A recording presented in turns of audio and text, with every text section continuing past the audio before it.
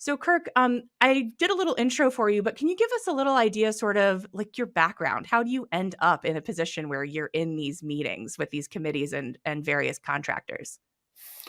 Well, as you noted, Kelly, I spent 37 years on the Hill. I retired this past February, but when I retired, I was serving on the Senate Armed Services Committee, and we ended up getting involved. The staff did in investigating the UAP phenomenon.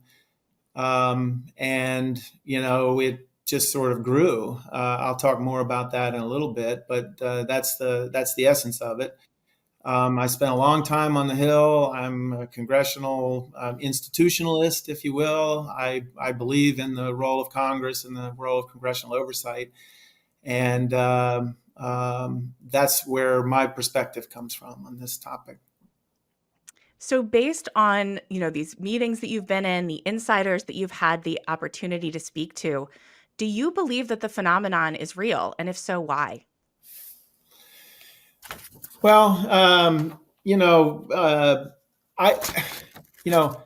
I believe that really, if you step back, there's a mountain of evidence out there. Now, I recognize that the mountain of evidence that I'm referring to is also intermixed with a lot of hoaxes and misinformation and so on. But I just believe that any open-minded person that really digs into all the vast UAP literature will see that there's just too many incredible incidents and sightings by credible people, along with, in the modern era, sensor detections, photography and radar. And that's in addition to the published claims of many over the decades that they have had inside information about the existence of secret government UAP related programs.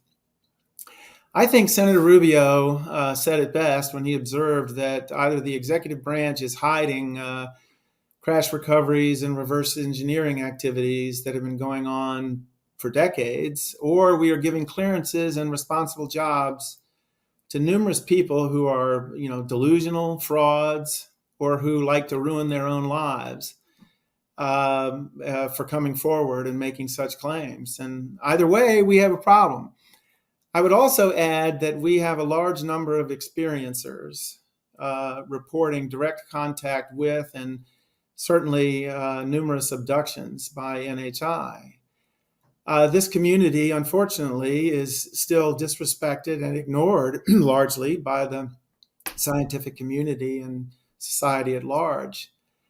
I believe this is probably going to turn out to be a historic mistake, the same way that it was a tremendous mistake not to listen to victims of clerical sexual abuse or the sexual abuse at the heart of the Me Too movement. So I will say that this combination of data sources and testimony is what has finally convinced me that this phenomenon is absolutely real. Amazing. So, in your opinion, is this something that the US government, it sounds like this must be something that the US government also thinks is real. Are they surprised by that? Are you surprised by that they think that this is real? Well, yeah, I do believe, I cannot prove, but I certainly do believe that the United States government understands that this phenomenon is real. First of all, we have extensive, Congress that is, has extensive firsthand and secondhand reporting, and credible historical documentation and testimony indicate to me that the answer is yes. You know, Also, I would say this: if the United States government isn't aware and tracking this to the same degree that most of us are, I'd be shocked and ashamed of the government. I believe that the United States government, especially when it comes to national security, is quite alert, and they don't pull punches, and that they get deadly serious when there's indications of a significant national security threat. I believe that the United States government would have investigated this matter very seriously. For example, we have a tendency to date the beginning of the UFO UAP era, to 1947 with Roswell and with the flying saucer reports of 1947. But I think we really need to go back to World War II, if not before. And that I date the government's awareness and seriousness about this to that era, World War II, if not before. I'm talking about the Foo Fighters that people understand was a real phenomenon during the Second World War. But if you read the literature about Foo Fighters, you will quickly recognize, for those of us who are students of the UFO phenomenon, is that the descriptions of these so-called Foo Fighters is exactly the same as what modern witnesses observe today and describe today. These things were all over the European and Pacific theaters. The U.S. and our allied intelligence services were absolutely paranoid during the war about the ingenuity of German scientists and engineers. We were constantly in an anxious state of anxiousness about what secret new wonder weapon were the Germans going to come up with. And I will tell you, if you read the literature, when these Foo Fighters erupted onto the bomber runs in the Second World War in Europe, there was a lot of worry that this was some German superweapon. And the Allied intelligence services were worried about this, and they assigned serious people to track this. It's really interesting to note in this respect that one of the main scientists who was involved in that effort in the Second World War was Howard Robertson. Another figure was Luis Alvarez, who was a subsequent Nobel laureate. They were in Europe studying the Foo Fighter phenomenon. And of course, Howard Robertson emerges again in 1953, heading up the CIA's Robertson panel that came out to advise about how to combat public and academic interest in UFOs. So I think that the government does know, and it's been following this for a very, very long time. That's incredible. And it raises the question, if they are taking this so seriously, does the US government have a hidden crash retrieval and reverse engineering program? Yes, I first would state that, yeah, I believe that they do have both of those things and have pursued this for a long time. Do I have confidence about how much progress they've made? Do I know how many crashes have been recovered? Do I have any idea about the status of reverse engineering efforts? Have they actually achieved alien reproduction vehicles or figured out exactly what the technology is behind the UAP phenomenon? No.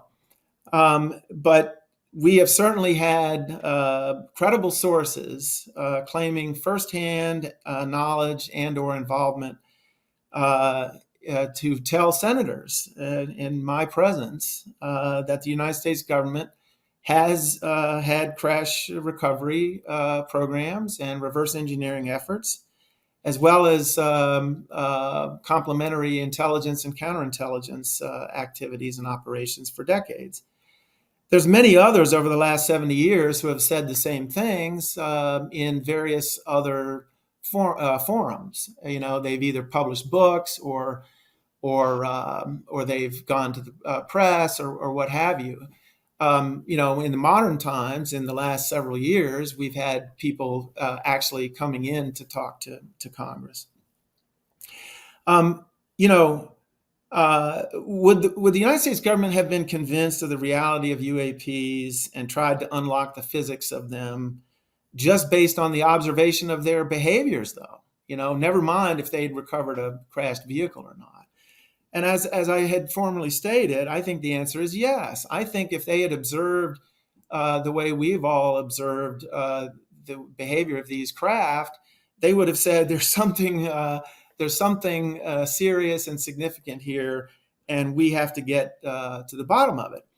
However, if there was even one crash, if the Roswell event actually happened and the government got its hands on something, I mean, I think the answer is so obviously that they would have been all over this and had a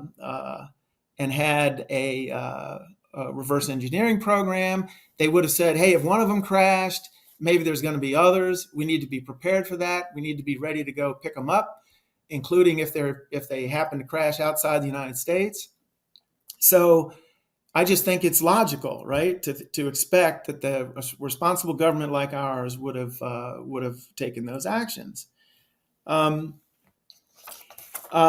Moreover, once you believe, I mean, once the government sort of believed that this was real, they certainly would have established aggressive intelligence programs to find out what this phenomenon is all about, as well as understanding what our adversaries and even some of our partners and allies around the world might know about it.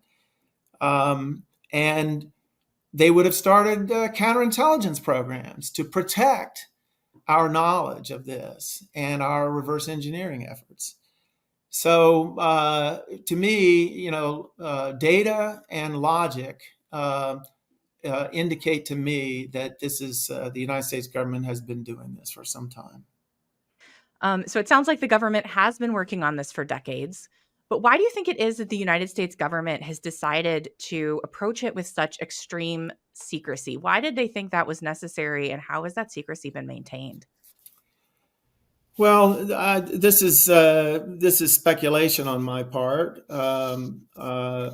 because we really don't have sources who have given us accounts of this. Certainly back at the beginning when it all started, but if we date the era of UAP interest and activities on the part of the United States government to the mid to late 40s, you just have to think back. Orson Welles' War of the Worlds, the panic that ensued from that happened in 1938. That's like yesterday if you go back to the late 40s and early 50s. It was not a distant memory. I think in addition, you have to consider that the Manhattan Project, by the time we get to the late 40s, it was evident that the Soviet Union had in fact penetrated the Manhattan Project. Espionage activities had been successful. They had knowledge of the Manhattan Project before we ever lit off the bomb. So that had to have been a painful, searing lesson for the United States government about what it takes to really protect a really important matter. I also believe that certainly even more so than now, there was a presumption that disclosure of such a momentous discovery as this would have led to a kind of, you name it, demoralization of the population, a crisis of faith within the world's great religions. And at a time when the world was just recovering from the Great Depression, from this existential struggle with fascism and Nazism in the Second World War, and we were, of course, at the beginning of the Cold War, another long, drawn-out existential battle with totalitarianism. So, these are powerful motivations for the government to hush this up and protect it. I will also say that when the government establishes a special access program, something very important that they adopt extraordinary security measures to protect, they also they also really get serious about security. They mount vigorous counterintelligence efforts to protect it. They will resort to disinformation, compartmentation, and total denial. These are standard practices. And in addition, I mean, I've seen it firsthand over the course of my career that when the Department of Defense and the intelligence community create a special access program, part of the way that they protect that is that they will suppress, to the best they can, research and development by people who are not part of that special access program into the physics or the mechanics of whatever it is that they're trying to protect. And this extends even to research on what the Soviet Union or Russia might be doing, or what China might be doing. This is part of the approach to protecting the phenomenon. So another concern that might be animating this is that what if it should turn out at the end of the day that the basic physics involved in UAP, the magical propulsion, the speed, the instant acceleration, the G forces they withstand, and so on. What if it is not that that hard to understand or exploit? I recognize that this is a real stretch, because we're all amazed by the sophistication and advanced nature of these craft. But what if once you know it, that it's not that hard to understand? And what if it should turn out that these same technologies, these same scientific breakthroughs, can enable weapons of war that have horrible implications? And what if the calculation is that, dictators like Kim Jong-un, if they understood the physics behind this, could create weapons of mass destruction? This could even be an explanation, in my view, for why, even if the government has made significant strides in developing this technology or replicating this technology, that has probably clear economic benefits for the aerospace industry and telecommunications and the like, that they might have felt like, well, it's too risky. It's too risky to disclose this. So that's the litany of explanations that I can come up with to account for the government's determined secrecy about this issue. You don't need to answer this question if you're uncomfortable, but do you think that it's possible that whistleblowers are hesitant to come forward because of repercussions that could be extra legal or outside of that legal framework? Well, there are certainly there's certainly a belief amongst I think amongst the inside, the population of insiders, that this is the case, and it's very sobering thought to consider. I would just say that there are reasons to believe that a lot of this is of the classification and security system around this issue is handled under the Atomic Energy Act of 1947, 1954, and I believe under these laws, we did execute the Rosenbergs for treason, and I think that if you go back and and read what people have said over the years, is that when they're required to sign these non-disclosure agreements, there have been some pretty harsh threats made to them. I think if you read the history of, about the government's when the government sort of swooped into Roswell to try to manage that situation in 1947. All those witnesses that finally spoke up in the later in the 90s. Well, later decades, I can't remember exactly when, but routinely they would say that they were told, like, your bones are going to be scattered in the desert, right?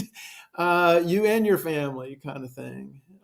So I can believe that the government has put the fear of God into people about this. Yeah, I believe that. It's sobering to think about. Thank you for sharing that. We are coming up to the top of our hour. Time flies when you're talking about UFOs. I just wanted to ask before we let you go, we move on, we get you out of the hot seat. What do you hope that people take away from the program? I think a lot of people who are watching right now are really invested in disclosure, in hoping that, we're able to move the ball down the field in a meaningful way. Like, do you think that disclosure has any chance of coming from the US government? The UAPDA looked like it could be our best shot on paper, but what is it going to take for us to really make this happen? And what can we as a community do to support those efforts? Well, Kelly, in talking to you and the folks who are putting this event on, it's my understanding that you're hoping to reach millions of people. Millions of people who weigh in with their with their representatives and senators, is a powerful thing, and I think there's strength in those kinds of numbers. Um, you know, um, is it what can we hope for? Is to just keep pressuring, keep pushing, and getting yourselves organized. What is it going to take? I don't know. I'd said 2 years ago that it seemed like momentum was was heading in the upward direction, and we were making a lot of progress. And I think that the government was maybe thinking that it had a real problem on its hands. More recently, you noted the UAP Disclosure Act didn't get even through the Senate this year. And maybe there's we're on a sort of the momentum is swinging a bit the other way. Um, is it the case that Congress, if we get another half dozen credible firsthand sources to come forward, is that going to give Congress the confidence and assurance that there's something on the other side of a full investigation, a really hard hitting investigation? Maybe that will do it. Maybe we'll get a disclosure president. Maybe maybe an NHI craft is going to land on the White House lawn. Who knows? Um, so I don't have a crystal ball here. So I'd love to start with a question just to give people a little bit better of an idea of who you are. What are you able to share with us about your role within the UAP Task Force? It was probably one of the best assignment. It is the best assignment I had. I had the director of the task force was probably the best non-boss I've ever had, because he pretty much told us, lean forward, go find out what's out there. If you have any problems, bring it back to me and we'll figure it out. So I pretty much knew, I could go this far left, this far right, but stick to the project and let's get some questions answered, and then bring it back. So we had lots of data to go through, and like you said, there's a lot of fakes out there. People that are providing. I think there's even an app now that you can fake a UFO sighting. So we had a lot of data to go through, and then there's the testimonies to go through. And the other side of it is that a lot of the people that we talked to, just they were confused as to why are we talking about this now, especially people in the military. They're like, we don't talk about this. And I was like, hey, there's a process now for you to talk about this. And I remember a couple of guys like, we don't believe you. And then they came back later and were like, we want to know more. And I was like, well, do you have something to say? And they're like, yes, but no. We'll talk to you, but we won't put anything down on paper. And we'll take a wait and see approach to see how this all works out. So I'll kind of leave it at that. That makes a lot of sense given our earlier discussion with Kirk. You know, the UAP Task Force is kind of in this long lineage of various programs that have been charged with investigating the UFO phenomenon, dating all the way back to Project Blue Book. But we've also heard from various programs over the decades from people and insiders from those programs that they weren't always given the access to information or the resources that they needed to really do those jobs. Do you feel, in your opinion, that the UAP Task Force has been given what it needs to really do the job? I can say, in my humble opinion, no. I do know that our boss was working a lot of things in the background in anticipation of what we might need and might go after. But I don't think that, as much knowledge as he even had, I don't think he fully got all the things that he needed in order to get the full access to what was going on.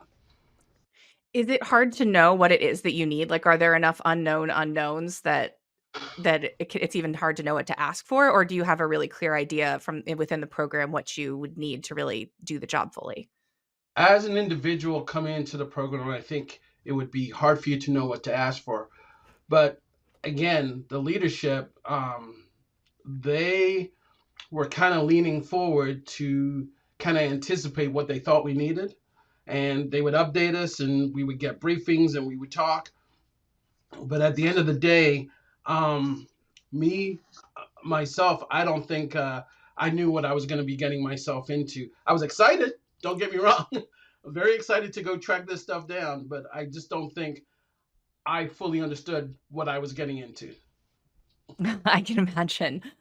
Um, do you believe that there's a way to share more of the information about UAPs that's been collected by the UAP Task Force with the public without seriously compromising national security? And if so, what would it take for that to happen? I have to say, I really don't know. There's some data out there that is unclassified, and I think it could be shared, but or at least it's FOUO, for official use only, something along those lines. But at the end of the day, um, for them to release the data that we have, it might create more confusion, or it might sit there and go, hey, all right, we've got this, but now what do we do with this? Because anything that the task force gives out, there is too much speculation on where it came from. How did we get this? What are we really seeing? And I think it creates a lot of confusion. I think the idea was gather as much information as we could, make sense of it, then present it. And then that way we could explain to people the left and the right, and hey, this is what we got. But I don't think that took place as much as we wanted it to. Mm, that makes sense. In the program and in that great clip that we just saw, you basically said that if you got the right people working together, that they would be able to come up with a definitive answer about the origin of the phenomenon. Can you talk about what skill sets you think might be needed to make that kind of a determination? Well, initially I just thought academia, historians, anthropologists, imagery analysts, um, you name it, even psychologists. This has to be something that's a joint effort. I'm an intel analyst, all right, but there's only so far I can go, all right. Now we need people like Ryan Graves and Commander Fravor and Commander Dietrich and other people to weigh in and say, okay, we saw this, it did this, and now here's what we got. Then the intel analysts take it, and then they do their thing. But at the end of the day, you got to have some really good outliers that you can put in front of academia so that after academia has looked at it, it's something that we can hand to Congress or whoever the right people are to say, this is what we got. And I think if you have enough people and the right people using the right tools, not everything, it's not the government. I don't think you need the government to do this. I think you need the public to solve this problem, or at least collect enough data so that you can put it in front of the right people to get a definitive answer of, yes, there's something else going on here. That's a great point. I know that we're seeing over the last few years the emergence of more of these academic organizations like the Galileo Project and the Soul Foundation that are focused on kind of bringing a more academic, multidisciplinary approach to this topic. Are you seeing a willingness within the Department of Defense, and within the UAP Task Force to work with those organizations, or do you think that we still have a ways to go before they're really, willing to work with them in that way? Well, the UAP Task Force is no longer there. It's now run by Arrow, which I think is a little different. However, I think that there's a ways to go with a lot of these different organizations between Soul, between SCU down in Huntsville. There's groups overseas because this is a worldwide problem. NHIR in Australia, they're looking into it. There's groups in Europe. I think each one of those groups needs to engage with their government POC to see where they can do the most, where they can assist, because it's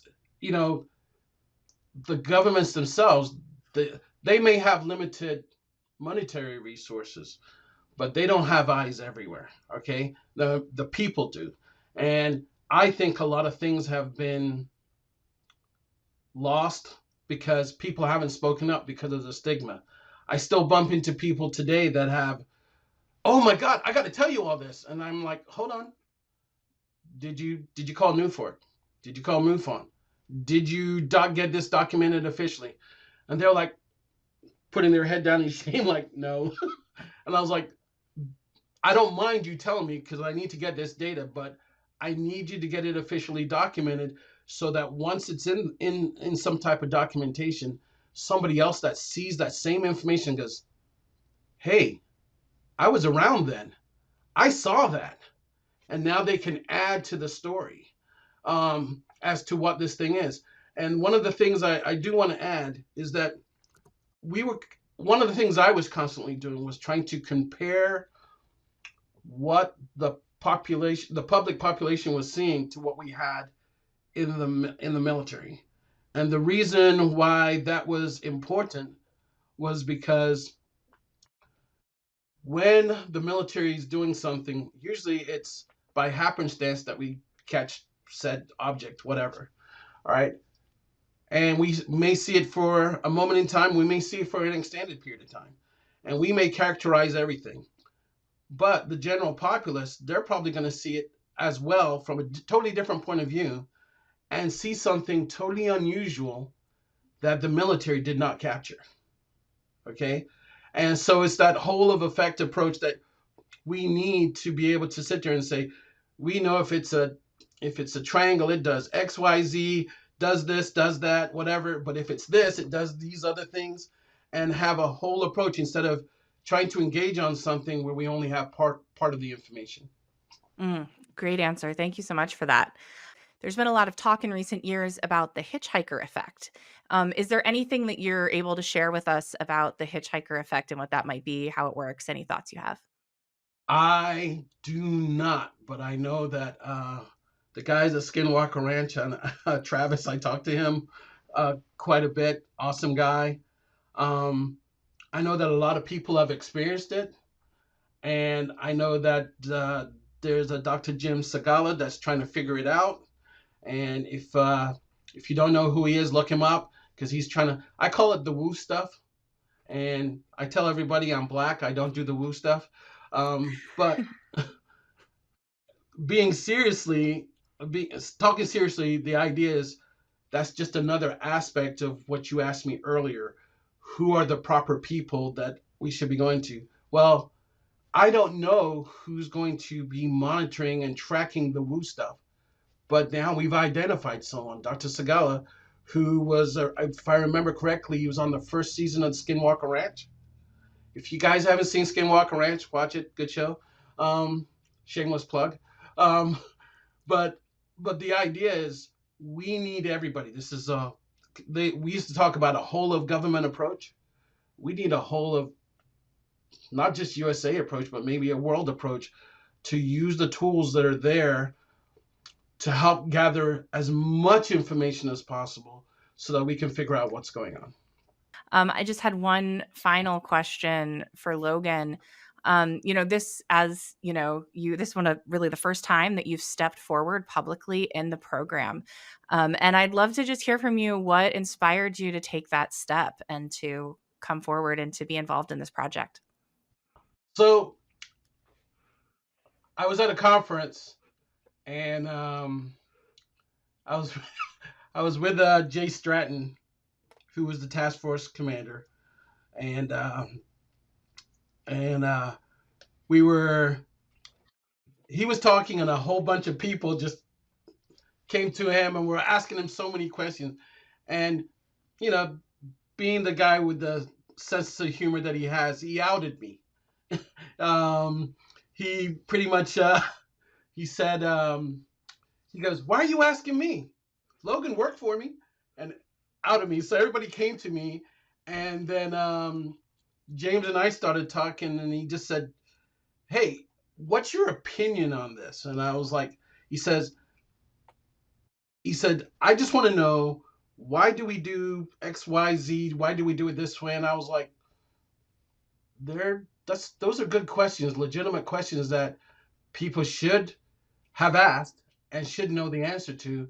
So when James asked me to, and Leslie, I said, okay, why not? Let's give this a try and see if we can answer the right questions so people can put certain things into context. Because a lot of people assume they know how the government works.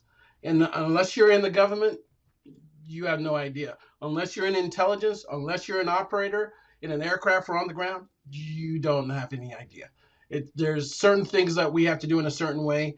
And yeah, some of them may be questionable, but at the end of the day, we have to walk home and feel like we did something right at the end of the day.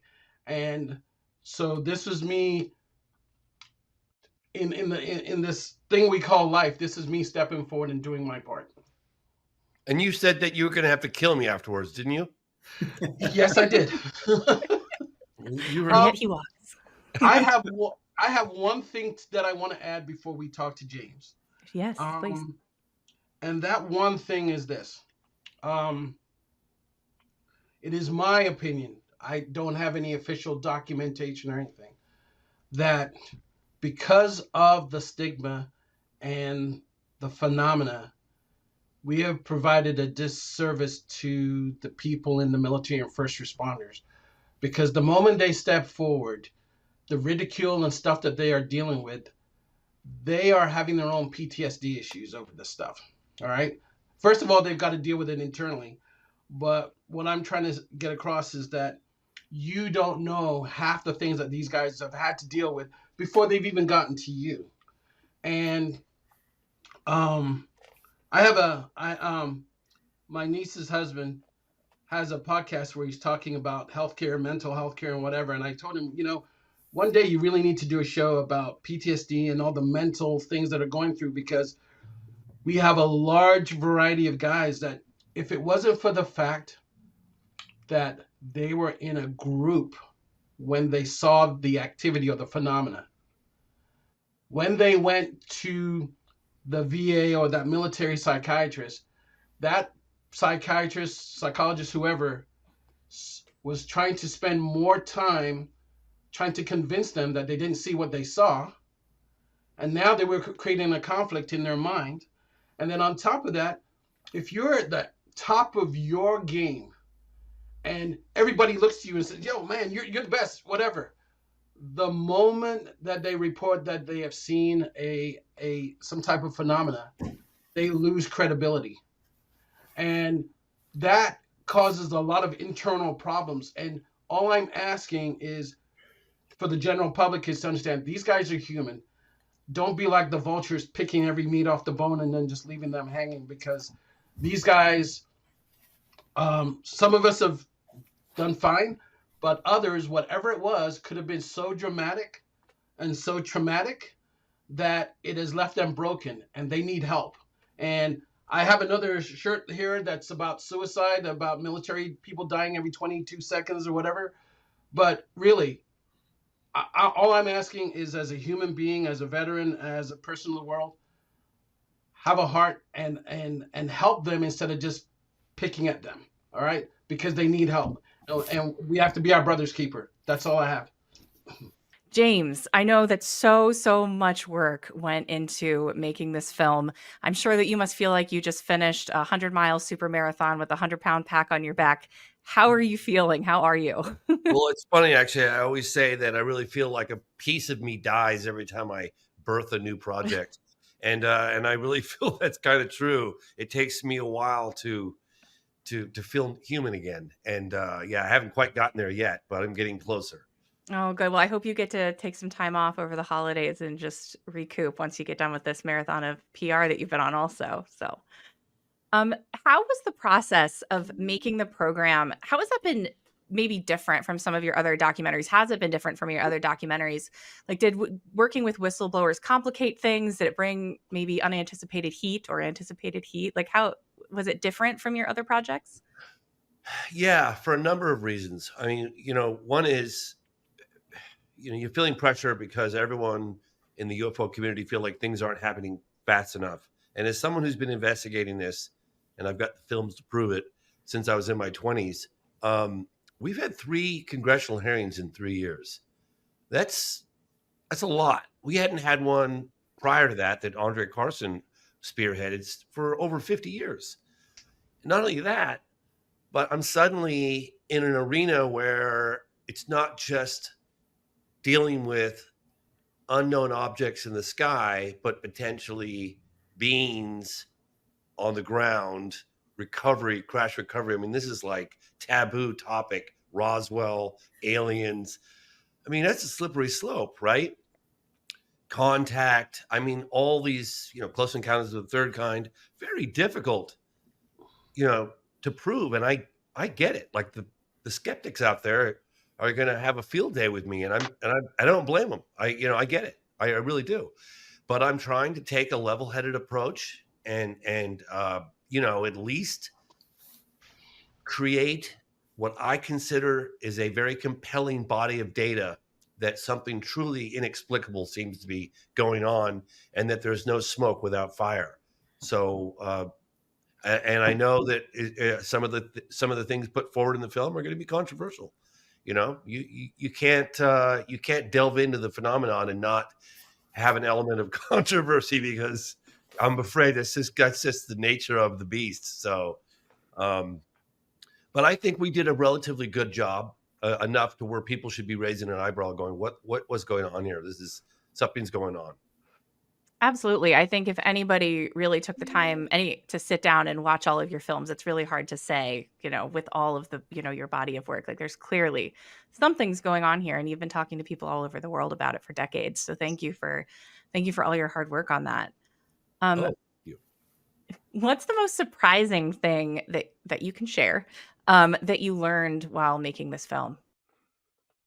Probably that firsthand people have been meeting behind closed doors, because David Grush, is impressive as he is, and he's impressive, and he was doing his job when he went out to find out what the intel agencies really knew, drew back the curtain, found allegedly the program, but imagining that there are first-handers meeting closed door hearings closed door meetings on the Hill, kind of learning that, not only just learning it, but believing that that's really happening.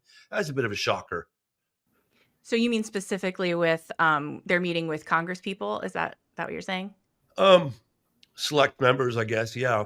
I can't really give any specific names, Sure. but I mean, I met with a number of people on the inside that are still, I don't know what their position is as of right now, but at the time we're still connected. And they were saying, yeah, it's, we're meeting with first-handers or people that claim that they're first-hand witnesses. And that's just, to me, it's just, wow. I had to just wrap my mind around that. That's, it's exciting. It's a little scary, I guess. I'm concerned about, I want to make sure that there's the right legislation written to protect these individuals from coming forward. I really want them to feel, protected adequately. It sounds like we have a little ways to go. But yeah, that was probably it for me. Lots of the different things, but that kind of knowing that that's going on is wow. Yeah, no, that's absolutely stunning. One of the voices that was also in the program that I wanted to find a small way to pull in as well was Hal Puthoff. And I have a couple questions about that, but I think first we actually have a clip from the program, one more clip that features Hal Puthoff. We want to watch that.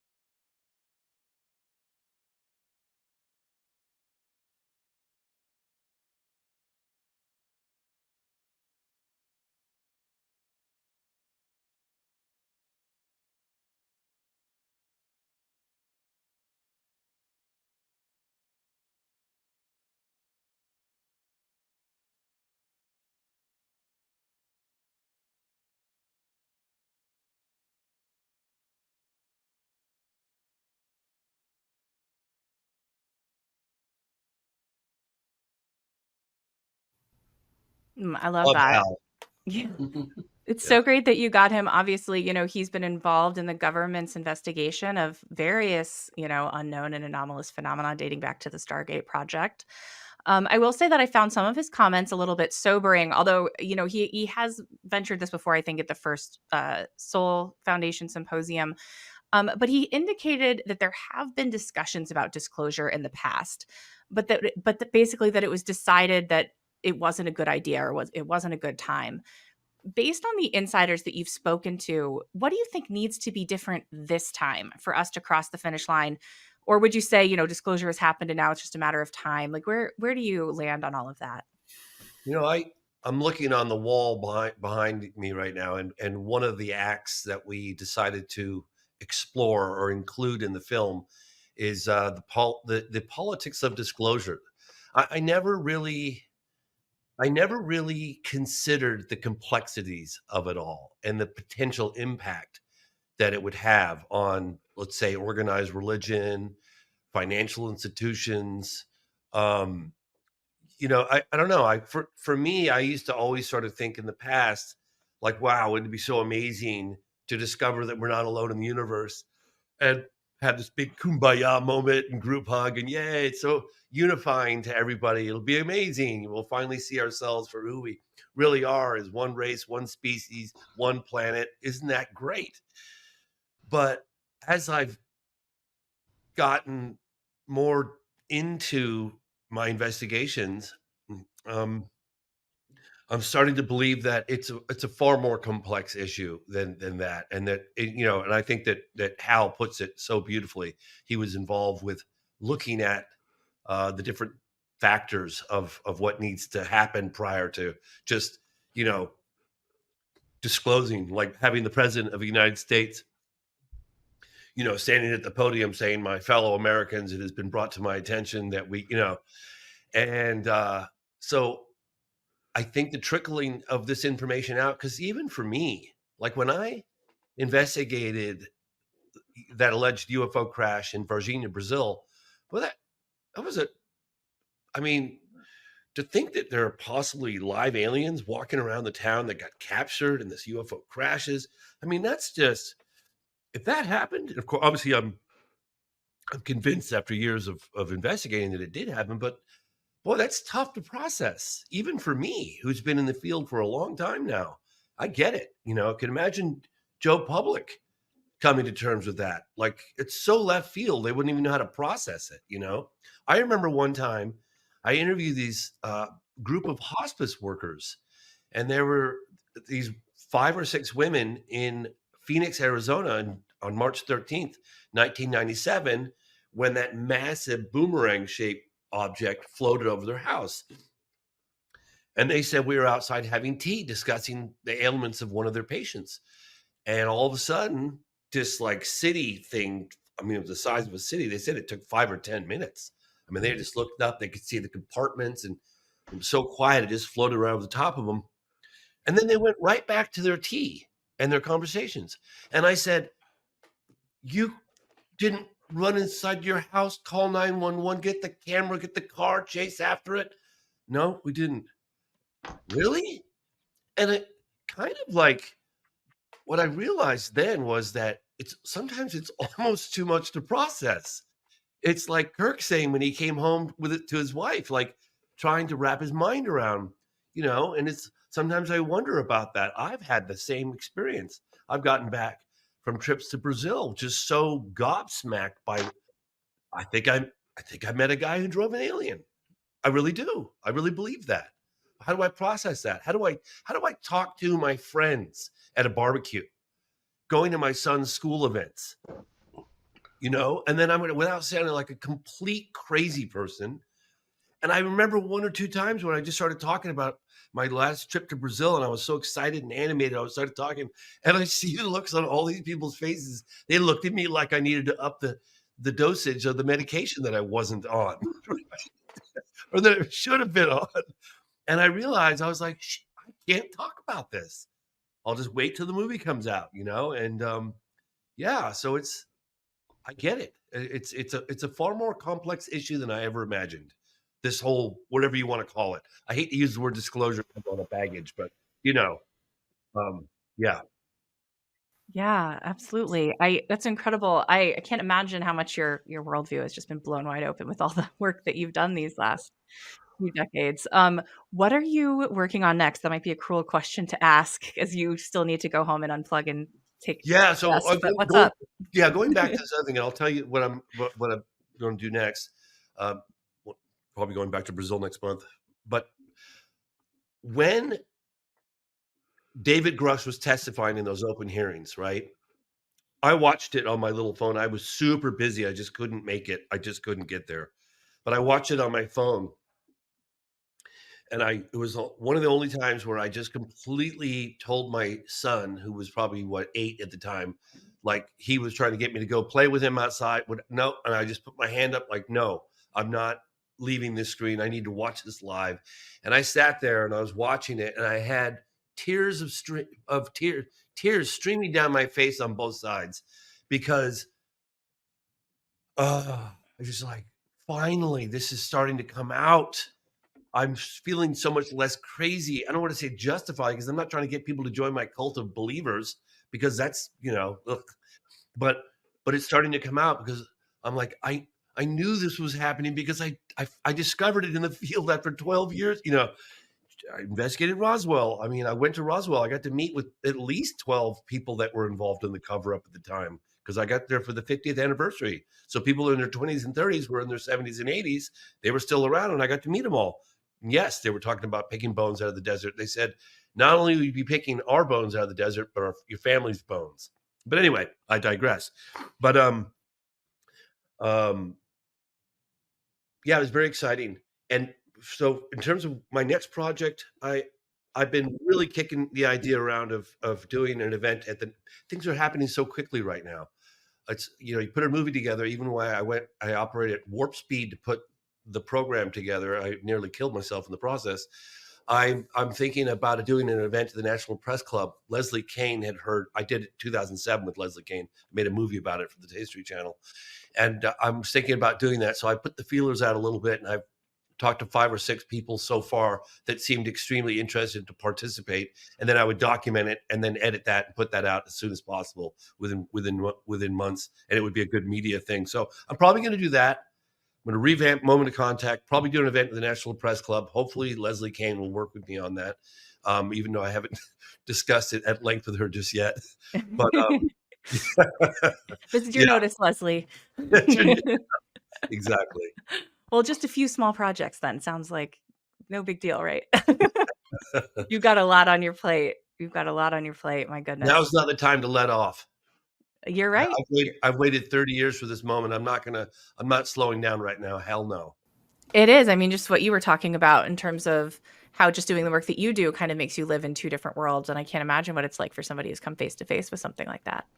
It's definitely impactful. And I've told people I could probably take a couple of people and I could take you to the doctor that worked on the guy who died. I can take you to the family members. I can take you to probably introduce you to the gentleman, Military X. Well, let's go. Come on, Jason. I would say on a huge scale, but I think a handful of select journalists with me to prove, believe me, it's a very different story when you're in Brazil meeting with these people, I can assure you.